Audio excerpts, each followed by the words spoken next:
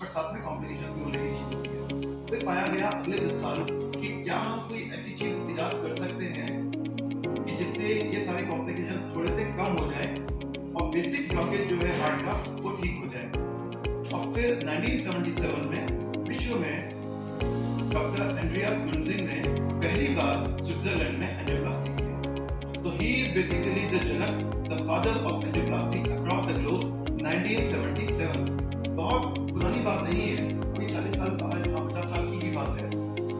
So basically this is how CABG came into existence. अब इसको आप समझिएगा, सिंपल भाषा में समझाने की कोशिश करूंगा। जैसे मैंने बात की, हार्ट में 3 मुख्य नाड़ियां होती हैं।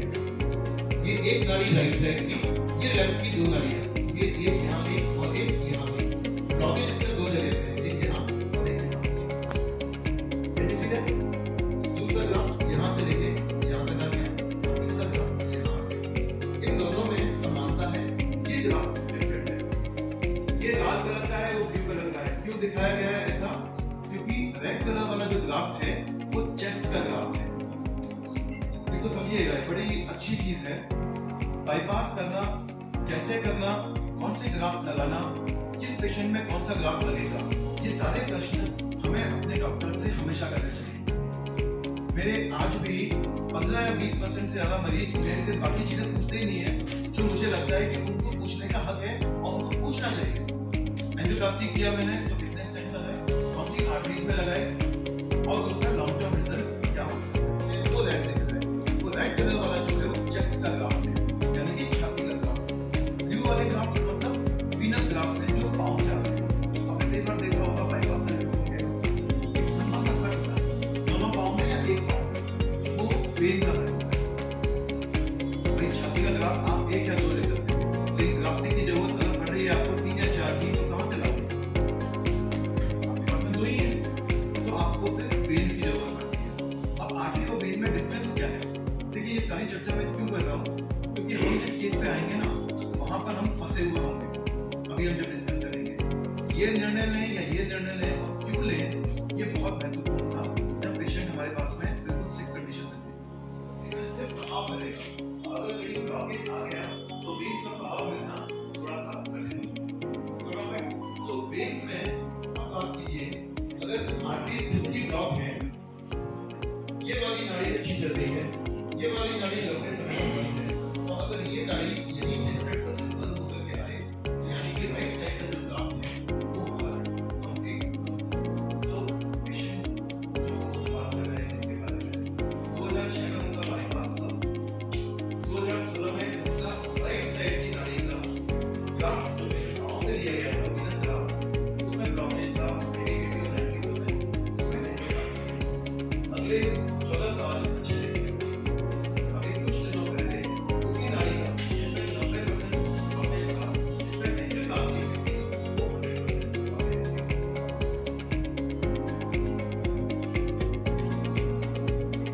बेसिकली हार्ट और बीटिंग हार्ट है और की आर्टरी, जो अभी डिस्कस कर रहे थे कि आर्टरीज दिखती कैसी है, होती कैसी है।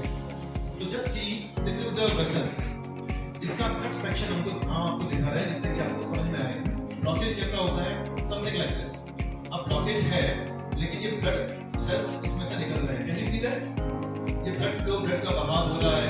अगर ये परत हल्की सी भी कट जाए तो ये ब्लड सेल्स जितने भी है वहां पर आकर के इकट्ठे हो जाते हैं, और इस फलस्वरूप वो 100% ब्लॉकेज होकर के मेजर हार्ट अटैक में तब्दील हो जाता है। अब कैसे एंजियोप्लास्टी करते हैं? पहले लोग पांव की नस से बहुत ज्यादा करते थे, but for past 10 years 12 years हम हाथ की नस से आगे बढ़े, कैथेटर को अंदर लेके गए और हार्ट के इस नाड़ी के अंदर हमने उनको एंगेज कर दिया। एक सिरा अंदर है हार्ट की नाड़ी में, एक सिरा मेरे हाथ में है, और उस सिरे से हम बाहर वाले से देते हैं जाई, यानी कि कंट्रास्ट देते हैं। और अगर ब्लॉकेज होता है तो एंजियोप्लास्टी कैसे करते हैं? ये वायर देते हैं, ये वायर पास किया, ये बलून है। बलून मतलब एक डिफरेंट स्टेट में बलून होगा, जैसे ये दिख रहा है, और उसको बाहर एक सिरा, दूसरा सिरा बाहर है, वहां से हमने प्रेशर देकर के उसको खोलने की कोशिश की, जिससे कि वो नाड़ी खुले। नाड़ी खुले क्यों? जिससे कि अच्छा बेड तैयार हो, और वहां पर अगर हम स्टेंट प्रत्यारोपित करें, वहां पर स्टेंट डिप्लॉय करें तो अच्छे से कर पाए।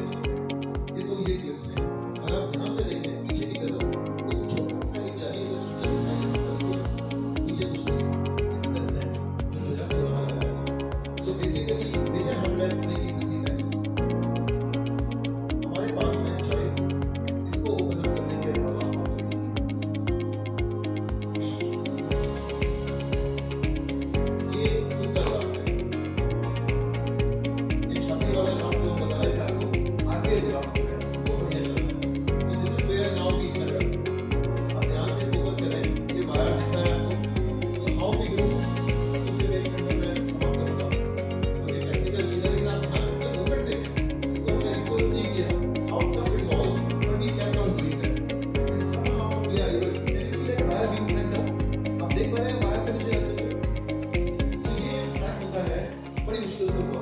3 या 4 वायर्स को हमने डिफरेंट वायर्स ट्राई किए, बट कुछ difficulty we could enter inside.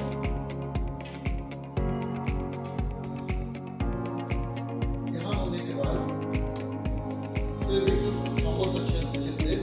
Combo section का बहुत बड़ा रोल वीनस ग्राफ्ट में नहीं होता है, but if you are having 100% blockage, आप बिल्कुल नहीं है, आपके आर्मा मटेरियल में जो चीजें हैं आप सब यूज कर सकते हैं। एक सिंपली ट्रैक हो गया, सीरीज ऑफ फिल्म्स हो तो उसको मिलाकर के वीडियो बनता है जिसको सिने बोलते हैं, वो एंजियोग्राफी।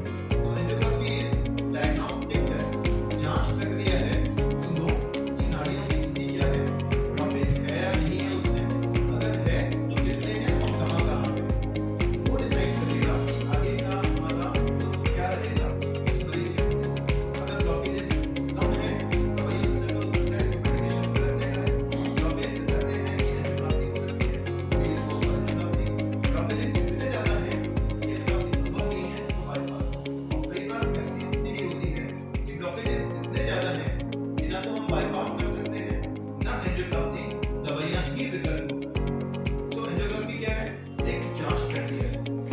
उस ब्लॉकेज को खोलने के लिए जो जैसे हमने एंजियोप्लास्टी किया, वायर पास किया, बलून किया, कोपोसेशन किया, स्टेंट लगाया, ये इलाज प्रक्रिया है।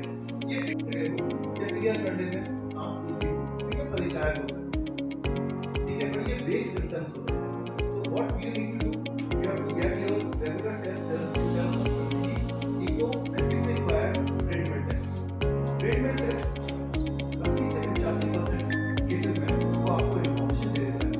ट्रीटमेंट टेस्ट अगर नेगेटिव आ गया, इसका मतलब 100% ये नहीं है कि 100% में फ्री कुछ नहीं होगा। क्यों? मैंने पहले बोला था आपको 85% केसेस में ट्रीटमेंट टेस्ट बीमारी को पकड़ लेता है। यानी कि बीमारी होने के बावजूद इसमें एंजियोप्लास्टी या बाईपास की जरूरत है, 15% केसेस में EMT नॉर्मल आएगा, लेकिन बीमारी अंदर। तो आप अगर ये बोल रहे किसी को कि सर मैं इसको कैसे बिल्कुल नॉर्मल कर सकती हूँ, ये सही भी हो सकता है, गलत भी हो सकता है। नमस्कार उदयपुर, मैं doctor Amit Khandelwal, consultant cardiologist at Father's Day Hospital Udaipur. So basically this is about one of the cases which we did few days back. एक पेशेंट 65 साल के वर्ष में के पेशेंट एक आए थे हमारे पास मेजर हार्ट अटैक करके, जिनका 2006 में बाईपास हुआ था, तीनों आर्टरीज में ग्राफ्ट लगे थे और 2006 में उनको वापस 2016 में उनको वापस तकलीफ हुई तो पाया गया कि पाँव का जो ग्राफ्ट है जो छाती में लगा था राइट साइड की नाड़ी में, तो उसमें वापस ब्लॉकेज हुआ होगा और उसमें फिर एंजियोप्लास्टी हुई थी। तो 2016 से लेके पिछले हफ्ते तक he was doing all fine, but he again came up with major heart attack और हार्ट रेट उनकी 40-45 के आसपास में रह गई। पंपिंग फंक्शन वॉज हार्डली 25-30% था, बीपी भी थोड़ा सिंकिंग हो रहा था, फॉल कर रहा था। तो हमारे पास में चॉइस थी कि भाई इमीडिएटली इनको कैथलैब में लें और एक बार देखें कि नाड़ियों की स्थिति क्या है। तो जब हमने एंजियोग्राफी किया तो पाया कि तीनों ही खुद की जो नाड़ियाँ हैं जो 2006 में ब्लॉकेज था वो नाड़ियाँ अभी भी ब्लॉकेज वाली है और ग्राफ्ट जो 3 लगाए गए थे उसमें से एक ग्राफ्ट लंबे समय से बनता 100% और दूसरा ग्राफ्ट जो छाती का ग्राफ्ट था वो चल रहा था, बट राइट साइड की छाती वाला जो वीनस ग्राफ्ट था, पाँव वाला ग्राफ्ट, वो अभी बंद हुआ है पॉसिबली बिकॉज पेशेंट को पेन पिछले 2-4 घंटे से हो रहा था। सो हमने फिर चूज़ किया कि भाई हाउ टू मूव अहेड, क्या खुद की राइट साइड की नाड़ी को खोला जाए या राइट साइड की नाड़ी का जो वीनस ग्राफ्ट है वो खोला जाए। बट खुद की नाड़ी वॉज वेरी बैड, उसको खोलने का कोई औचित्य नहीं था बिकॉज उसमें टाइम बहुत लगता और इमरजेंसी सिचुएशन में थी, और दूसरा वो खुद की नाड़ी बहुत खराब स्थिति में थी। तो हमने राइट साइड के वेन ग्राफ्ट को खोलने का प्रयत्न किया। Multiple wires, balloons, we use multiple things, balloon of new types, OPN, NC balloon, cutting balloon सारे यूज़ करके, थ्रोम्बोसेक्शन करके, और फिर हमने उसको 3 मेडिकेटेड स्टेंट लगा करके उनको स्टेबलाइज किया। So patient was doing all fine. Temporary pacemaker जो लगाया गया था हृदय गति को स्थिर करने के लिए उसको निकाल लिया गया अगले दिन और 3 दिन बाद में पेशेंट को डिस्चार्ज कर दिया गया।